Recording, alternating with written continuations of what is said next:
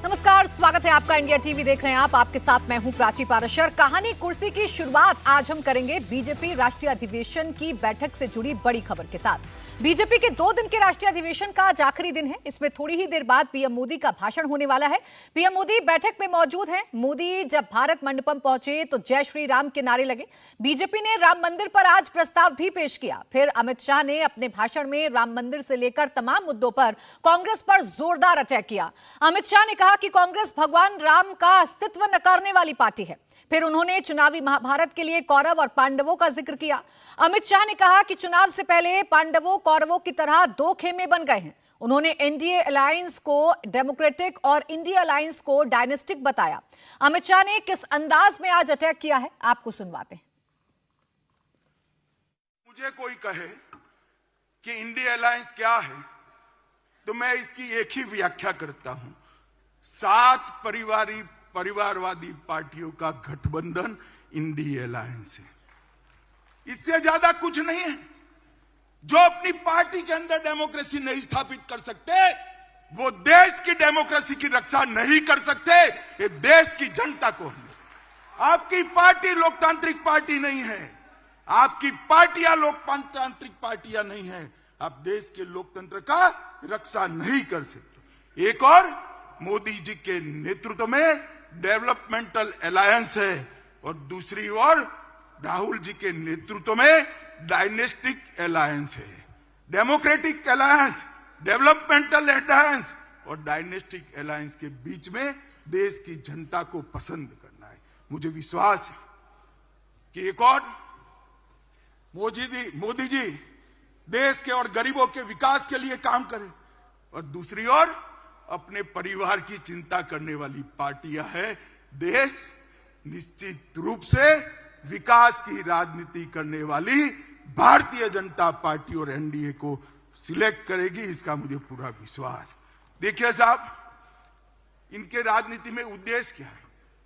मोदी जी कहते हैं महान भारत की रचना हो, 2047 तक का लक्ष्य रखा, आत्मनिर्भर भारत की रचना हो, 2047 तक का लक्ष्य रखा। सोनिया जी का लक्ष्य राहुल जी को पीएम बनाना, पवार साहब का लक्ष्य बेटी को सीएम बनाना, ममता दीदी का लक्ष्य भतीजे को सीएम बनाना, स्टालिन का लक्ष्य अपने बेटे को सीएम बनाना, लालू प्रसाद जी का लक्ष्य अपने बेटे को सीएम बनाना, उद्धव ठाकरे का लक्ष्य अपने बेटे को सीएम बनाना और मुलायम सिंह जी बेटे को बनाकर ही गए। तो इस राष्ट्रीय अधिवेशन में दिशा और दशा दोनों तय की जा रही है। एक लाइन कार्यकर्ताओं को दी जा रही है। एक तरफ क्या उपलब्धियां रही हैं मोदी शासनकाल के 10 सालों की, उन उपलब्धियों को कैसे जनता तक पहुंचाना है और जो नैरेटिव विपक्ष गढ़ रहा है उसका क्या जवाब देना है। आज इन सारी बातों पर राष्ट्रीय अधिवेशन में चर्चा हो रही है। इसी पर आइए हम भी करते हैं चर्चा। खास मेहमान हमारे साथ स्टूडियो में हैं। हर्षवर्धन त्रिपाठी सीनियर जर्नलिस्ट हैं, राहुल महाजन वरिष्ठ पत्रकार और समीर चौगांवकर वरिष्ठ पत्रकार हमारे साथ हैं। आप तीनों का बहुत बहुत स्वागत है। देवेंद्र पाराशर हमारे पॉलिटिकल एडिटर भी हमें ज्वाइन कर चुके हैं भारत मंडपम से। पहले देवेंद्र, आप ही के पास आ रही हूं। कितनी देर में प्रधानमंत्री नरेंद्र मोदी का संबोधन शुरू होगा और क्या संभावनाएं हैं, वो किस तरीके से जीत का मंत्र आज अपने कार्यकर्ताओं को देंगे? और पहले तकरीबन 12:30 का समय कल मुकर्रर किया गया था आज के संबोधन के लिए, लेकिन आज फिर इस टाइम को रिवाइज करके 1:15 का समय दिया गया है। आप समझा जा सकता है कि क्योंकि अभी 1 बज रहा है तो 15 मिनट के बाद कभी भी प्रधानमंत्री मोदी का संबोधन हो सकता है। लेकिन आज के शेड्यूल को अगर देखें प्राची, तो उसमें थोड़ा सा विलंब चल रहा है और उसके हिसाब से थोड़ा सा जो एंटिसिपेशन है उसको फ्लेक्सिबल रखना होगा कि कम पीएम मोदी बोलने जा रहे हैं। लेकिन निश्चित तौर पर यहाँ पर बीजेपी के इस अधिवेशन में जितने भी नेता हैं, जो कार्यकर्ता हैं, जो लोग भी यहाँ पे मौजूद हैं और आप कह सकती हैं कि देश में बीजेपी से संबंधित जो भी महत्वपूर्ण लोग हो सकते हैं, अगर किसी का कोई स्वास्थ्य वजह नहीं है तो वो यहाँ पर मौजूद है। और उस बैठक में सबकी नजरें टिकी है इसी बात पर कि प्रधानमंत्री नरेंद्र मोदी का जो मंत्र होगा वो क्या मंत्र होने वाला है। कल राष्ट्रीय पदाधिकारियों की बैठक में, क्योंकि उनकी कोर टीम थी बीजेपी की, उसमें उन्होंने एक संदेश दे दिया, एक लाइन दे दी। कल राष्ट्रीय अध्यक्ष का संबोधन, आज गृह मंत्री अमित शाह का संबोधन, उससे ये तो समझ में आ रहा है कि चीज़ें किस दिशा में जा रही हैं। लेकिन निश्चित तौर पे सबको इंतजार है इस बात का कि प्रधानमंत्री नरेंद्र मोदी का जो संबोधन होगा उसी के साथ ये अधिवेशन पूर्ण हो जाएगा, वो किस प्रकार का रह रहा है। उसके बाद 3:30 बजे के बाद मुख्यमंत्री परिषद की बैठक भी पीएम मोदी करने वाले हैं। प्राची। बिल्कुल, तो देखिए प्रधानमंत्री नरेंद्र मोदी का बस इंतजार है, वो कुछ ही देर में बोलना शुरू करेंगे। जो टाइम अभी ताज़ा टाइम दिया गया है उसके मुताबिक तकरीबन 15 मिनट बाद प्रधानमंत्री नरेंद्र मोदी का संबोधन शुरू होगा। लेकिन हर्षवर्धन जी, आज जब गृह मंत्री बोल रहे थे तो उनके भाषण को 2 हिस्सों में बांटकर देखा जा सकता है। एक हिस्सा वो जिसमें वो ये बता रहे थे अपने कार्यकर्ताओं को कि हमारी उपलब्धियां क्या रही हैं, सरकार ने कितने ऐतिहासिक काम किए हैं, और दूसरा हिस्सा वो जिसमें वो ये बता रहे हैं कि कार्यकर्ता जब जमीन पर जाएंगे तो विपक्ष के नैरेटिव को कैसे ध्वस्त करना है। देखिए प्राची, जो काम अमित शाह और नरेंद्र मोदी कर रहे हैं इसको थोड़ा बारीकी से देखा जाना चाहिए। पिछले कुछ समय में राजनीतिक घटनाक्रम के तौर पर देखें तो जो विपक्ष की जहां जहां लगता था कि ये कुछ ढीला हो रहा है वो टूट गया है। यानी जहां लगता था कि कुछ कड़ी बनाएंगे वो कड़ी जहां ढीली होती दिख रही थी, अब लगभग वो कड़ियां टूटने लगी। तो सबसे पहले तो ये कि नरेंद्र मोदी के सामने एक कोई मोर्चा बनेगा, एक कोई विपक्ष तैयार होगा, उसको ध्वस्त किया। दूसरी बड़ी चीज क्या हुई? दूसरी बड़ी चीज ये हुई कि इस देश में जो काम कोई नहीं कर पाया वो नरेंद्र मोदी करते हैं, और जब करते हैं तो किसी तरह की अराजकता देश में नहीं होती, पूरा देश एक साथ खड़ा होता है, जिसको हम कहें कि एक सुर में भारत उन घटनाओं पर प्रतिक्रिया देता है और वो प्रतिक्रिया सुखद होती है। तीसरी महत्वपूर्ण चीज क्या है? नरेंद्र मोदी और अमित शाह के समय में ये जो भारतीय जनता पार्टी है, इसका जो कार्यकर्ता है वो लक्ष्य सिर्फ अपनी पार्टी को नहीं सत्ता में लाने तक है, उसका लक्ष्य उस बहाने दुनिया में जो प्रतिष्ठा भारत की है, ये बार बार कहते हैं। और उसको इस अधिवेशन के जरिए आप देखिए, कल से जितने भाषण हो रहे हैं, जितने तरह की बातें हो रही हैं, वो उसको बताते हैं। जेपी नड्डा ने भी जब अध्यक्ष के तौर पर बोला तो उसी को इंगित किया। चौथी महत्वपूर्ण बात है जिसको बहुत ध्यान से समझना चाहिए, बार बार ये कहा जाता है कि कितनी सीटें। अब भारतीय जनता पार्टी आंकड़ों के लिहाज से उसको बताती है। मुझे नहीं ध्यान में आता है कि भारत की राजनीति में कोई पार्टी इस तरह से आंकड़ों से बताती हुई। ये आंकड़ों वाला काम जो सेफोलॉजिस्ट होते हैं उनके लिए छोड़ दिया जाता है, सर्वे के लिए छोड़ दिया जाता है, या विश्लेषण में हम जैसे पत्रकार कुछ उसकी बात कर रहे होते हैं। लेकिन एक पार्टी वो एक एक सीट की बात करती है। वो अब बता रही, नरेंद्र मोदी ने जिस दिन से लोकसभा में कह दिया कि 370 और 400 पार का आंकड़ा, तो अब वो बता रहे हैं कि देखिए 303 तो हमारे पास है, 67 सीटें कैसे लेके आएंगे। तो वो अपनी हारी हुई सीटों पर बता रहे हैं कि इन जगहों से हम लेकर आएंगे। और उसके बाद जब अमित शाह भाषण करते हैं तो जब वो कहते हैं कि इधर डेवलपमेंट है, इधर जिसको कहते हैं ना कि दूसरी तरफ डायनेस्टी है, तो जब बताना शुरू करते हैं कि हर कोई बस अपने बेटा बेटी के लिए पार्टी चला रहा है। अब एक तरफ तो एक पार्टी जिसका हर कार्यकर्ता अपनी पार्टी को सत्ता में इसलिए लाना चाहता है कि देश को हम आगे ले जाए, ऐसा narrative Bharatiya Janata party set कर रही है, जिसको लोग स्वीकार कर रहे हैं। दूसरी तरफ हर व्यक्ति अपने बेटा बेटी। आप बिहार में उस गठजोड़ को जो टूटते हुए देख रहे हैं, उसमें क्या हुआ था? नीतीश जी का मन जो नहीं लग रहा था, वो तेजस्वी जी ने बड़ा अच्छा भाषण किया, लेकिन कहा क्या गया? लालू जी दबाव बना रहे थे बेटा मुख्यमंत्री बन जाए। सबको यह लग रहा है कि जहां बेटा बेटी का मसला है, चाहे वो महाराष्ट्र हो, चाहे वो बिहार हो, चाहे वो उत्तर प्रदेश हो, मतलब हर जगह कुछ ऐसी मुश्किल है। और ऐसे में नरेंद्र मोदी आज एक ऐसे विकल्प के तौर पर दिखते हैं जहां देश को आगे ले जाने के लिए इस पार्टी को सत्ता में लाना है, इस दोबारा तीसरी बार प्रधानमंत्री बनाना है, जो नारा भी आ गया एक बार फिर से मोदी सरकार, उसको अमित शाह के उस भाषण ने और स्टैंपिंग की है। मुझे लगता है नरेंद्र मोदी उसी को और आगे बढ़ाएंगे जब वो भी बोलने वाले हैं इस अधिवेशन में। जब गृह मंत्री बोल रहे थे राहुल जी, तो उन्होंने खासकर इंडिया अलायंस को बोला कि ये 7 परिवारवादियों का एक समूह है जिसमें अपने बेटे बेटियों को बस एडजस्ट करने की कोशिश की जा रही है, जिसमें अपनी महत्वाकांक्षाएं हैं। ये जो गठबंधन है भ्रष्टाचार, परिवारवाद और तुष्टीकरण का गठबंधन है। यानी कितना भी अटैक विपक्ष कर ले, अब भ्रष्टाचार पर जितनी भी कार्रवाइयां मोदी सरकार में हो रही हैं, बीजेपी फिलहाल डिफेंसिव मोड में तो कतई नजर नहीं आती है। बिल्कुल डिफेंसिव मोड में नहीं है। और इसीलिए अमित शाह की अगर आप भाषण को देखेंगे तो उन्होंने किस तरह से विपक्षी पार्टियों को डिस्क्राइब किया, 2G, 3G और 4G पार्टीज, यानी वो जनरेशंस की बात कर रहे हैं। यहाँ पे हम टेक्नोलॉजी की जनरेशन की बात करते हैं, वहाँ वो पार्टियों की जनरेशन की बात कर रहे हैं कि आखिर पार्टियाँ चल कैसे रही हैं। दूसरा देखिए, एक तो बीजेपी के पास बात करने के लिए बहुत कुछ है।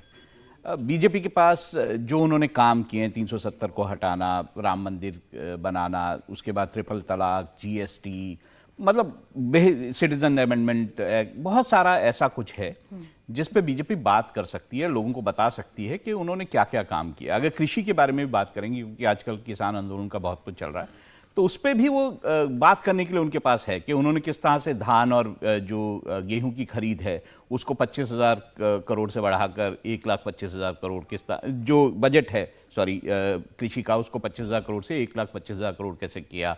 उन्होंने धान और वीट की खरीद को 8 लाख करोड़ से कैसे जो है 16,000 करोड़ कर दिया या 18,000 करोड़ कर दिया। तो उनके पास कहने को बहुत कुछ है, इसलिए विपक्ष जो है वो कमजोर पाता है, चाहे वो मुद्दे हों या फिर विपक्ष किस तरह से किन मुद्दों के लिए खड़ा हुआ है देश के लिए, ये कमजोरी उसमें दिखाई देती है। और यही एडवांटेज कहीं ना कहीं बीजेपी की तरफ दिखता है, बीजेपी का एडवांटेज दिखता है इन चुनावों में भी। अब देखिए, एक और नैरेटिव जो समीर जी विपक्ष गढ़ने की कोशिश करता है वो ये कि अस्थिरता पैदा कर रही है भारतीय जनता पार्टी, तोड़फोड़ कर रही है भारतीय जनता पार्टी इस पूरे देश में, और जहां पर गैर भाजपा शासित जो राज्य हैं उन सरकारों को गिराने का काम करती है। इस पर भी अटैकिंग मोड में थे गृह मंत्री अमित शाह, और कांग्रेस का वक्त याद दिलाकर कहा कि तो 100 साल तक रिकॉर्ड नहीं टूट सकता कांग्रेस का, तो इतनी सरकारें उन्होंने देश में गिराई हैं।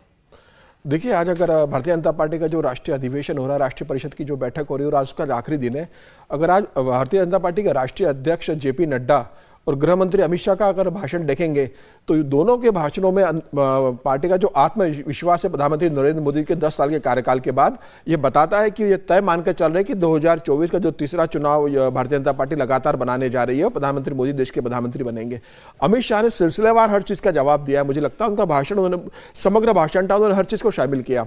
उन्होंने लाइन तय कर दी कि भारतीय जनता पार्टी परिवारवाद के ऊपर, भ्रष्टाचार के ऊपर, उत्तुष्टीकरण के ऊपर विपक्ष पर तगड़ा हमला बोलने वाली है, और ये 3 मुद्दे, एक बड़े मुद्दे भारतीय जनता पार्टी जनता के बीच लेकर जाएगी। इसके अलावा राम जन्मभूमि का जिस तरीके से 22 जनवरी को प्राण प्रतिष्ठा का आयोजन हुआ था, कांग्रेस ने जिस तरीके से दूरी बनाई, उसका जिक्र भी अमित शाह ने अपने भाषण में किया है। मुझे लग रहा है ये एक मुद्दा भी राम जन्मभूमि का प्राण प्रतिष्ठा का जो मुद्दा रहा है, जिसमें कांग्रेस ने गैर मौजूदगी रही थी, वह भी देश की जनता के बीच भारतीय जनता पार्टी लेकर जाएगी। और मुझे लग रहा है कि इस बार यह चुनाव परिणाम भारतीय जनता पार्टी सिरे से दे राष्ट्रवाद बनाम परिवारवाद और भ्रष्टाचार बनाम विकास की राजनीति के ऊपर केंद्रित करेगी। प्रधानमंत्री मोदी ने जिस तरीके से 10 साल के अंदर हर वर्ग के लिए काम किया है, भारतीय जनता पार्टी उसके ऊपर लड़ने जा रही है। और मुझे लग रहा है भारतीय जनता पार्टी इस समय बहुत आत्मविश्वास से भरी हुई है प्रधानमंत्री मोदी के 10 साल कार्यकाल के बाद।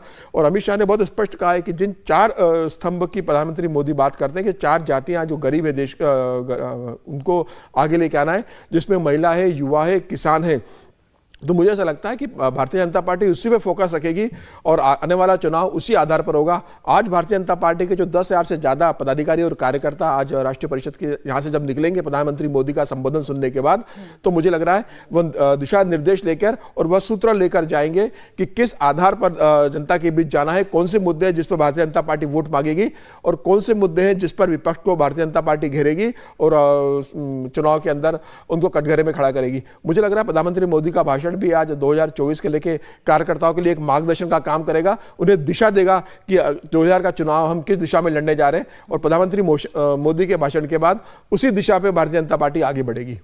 बिल्कुल, देखिए, एक तरफ प्रधानमंत्री नरेंद्र मोदी की गारंटियों को गिनवाया गया, प्रधानमंत्री नरेंद्र मोदी की गारंटी कितनी इफेक्टिव है और किस किस प्रदेश में क्या क्या फायदा भारतीय जनता पार्टी को पहुंचा है, इसका भी जिक्र इन भाषणों में किया गया है। तो दूसरी तरफ जितने भी हमले विपक्ष की तरफ से बोले जाते हैं उस पर कैसे वार करना है, उसका कैसे जवाब देना है, इसको भी बखूबी आज गृह मंत्री बताते हुए नजर आ रहे थे। देवेंद्र, एक और नैरेटिव जो विपक्ष गढ़ता है वो ये कि बीजेपी डरी हुई है 2024 के लिहाज से, इसीलिए अपने नेताओं पर उन्हें यकीन नहीं है, हमारे नेताओं को तोड़ने की कोशिश कर रही है। इस पर भी गृह मंत्री ने बड़ा साफ कर दिया कि आप लोगों को आगे बढ़ने नहीं देना चाहते हैं, आप सिर्फ अपने लोगों को सेट करना चाहते हैं, अपने परिवार को आगे बढ़ने देना चाहते हैं, और वो लोग फिर बीजेपी के साथ मिलकर देश को आगे बढ़ाने के लिए हमारे साथ आ रहे हैं। और बिल्कुल प्राची, इसमें तो दिख रहा है कि बीजेपी बहुत ही एग्रेसिव है कि कोई भी अपोजिशन का नेता अगर वो बीजेपी में आना चाहता है तो उसको लाने को लेकर बीजेपी के अंदर कोई हिचक ऐसी नजर नहीं आ रही है। और ये बाकायदा एक पॉलिसीज के तहत ये तय किया गया था। और ये जो आपको बड़े नाम दिखते हैं वो ऐसा नहीं है कि सिर्फ उन बड़े नामों के लिए पॉलिसी है, वो ग्राउंड लेवल तक यानी कि बूथ के लेवल तक ये एजेंडा सेट किया गया था कि दूसरे दल का कोई भी अच्छा व्यक्ति अगर बीजेपी में आना चाहता है तो आप उसे लाएं, और उसके लिए बाकायदा एक टीम भी बनाई गई है शीर्ष स्तर से लेके नीचे तक, जो कि वो स्थानीय स्तर पर भी स्क्रीनिंग की जाती है। अगर स्थानीय नेता हैं, प्रदेश के नेता है तो प्रदेश के स्तर पर स्क्रीनिंग की जाती है, राष्ट्रीय नेता है तो राष्ट्रीय स्तर पर स्क्रीनिंग की जाती है। तो बाकायदा ये बीजेपी की पॉलिसी है और इससे आप समझ सकते हैं कि एक एक्सपेंशन की जो नीति है कि विस्तार हमें ज़्यादा से ज़्यादा करना है, तो वहाँ तक उस रीच आउट के तहत कोशिश की जाती है। अब समझा जा सकता है कि अगर अपोजिशन के लीडर को अपने नेतृत्व पे भरोसा नहीं, अपने पार्टी पे भरोसा नहीं, उसी स्थिति में कोई भी अपना दल छोड़ता है। आमतौर पर यह राजनीतिक तौर पर प्राची बहुत मुश्किल फैसला होता है कि अगर आपने लंबे समय तक किसी एक संगठन में अपना समय दिया है, एक दल में अपना संगठन दिया है, तो उसको छोड़कर आप दूसरी नई जगह चले जाएं। लेकिन वो आप तभी जाते हैं जब आप इस हताशा में हैं कि जहां आप हैं वहां आपका कुछ नहीं हो सकता और ऐसे में आपको दूसरी तरफ जाना है। तो ये एक बड़ी समस्या जरूर अपोजिशन के लिहाज से है और समझा जा सकते हैं प्रधानमंत्री नरेंद्र मोदी के चेहरे पर अगर कोई भी अपोजिशन के नेता बीजेपी में आना चाहता है तो बीजेपी उस पर जा रही है। हालांकि उसमें कुछ नाम जरूर ऐसे होंगे, जैसे कमलनाथ की ही बात कर लें तो ये फैसला आसान नहीं रहेगा कि 84-6 राइट्स को लेके जैसे जैसे बीजेपी नेताओं ने कमलनाथ पे अटैक किए थे, उस स्थिति में अगर बातचीत चल रही है तो ये फैसला आसान निश्चित तौर पर नहीं रहा होगा, नहीं होगा। बावजूद इसके वो फैसला किया जाता है कि अगर पॉलिटिकली आपके पास ये स्पेस दिख रहा है कि अपोजिशन का कोई बड़ा चेहरा आपके पास आए तो उस चेहरे में चाहे जितनी ताकत हो। इसके अलावा दूसरा फायदा ये हो जाता है कि अपोजिशन का मोरल डाउन होता है और यहाँ पर मुझे नजर आ रहा है कि बीजेपी काफी एग्रेसिवली जा रही है उस पर। बिल्कुल, देखिए और एक एक करके अलग अलग राज्यों से ऐसी खबरें सामने आ रही हैं जो कांग्रेस के लिए बड़ा झटका साबित हो सकती हैं और बीजेपी की रणनीति को स्पष्ट तौर पर बता रहे हैं। आज जो गृहमंत्री अमित शाह मंच पर कर रहे थे उसमें बड़ा क्रिस्टल और क्लियर उन्होंने दिखा दिया है कि जो 10 साल का कार्यकाल है प्रधानमंत्री नरेंद्र मोदी का, क्या फर्क है 70 साल के कांग्रेस के कार्यकाल में, ये बताने में वो अपने कार्यकर्ताओं को तो कम से कम कामयाब रहे।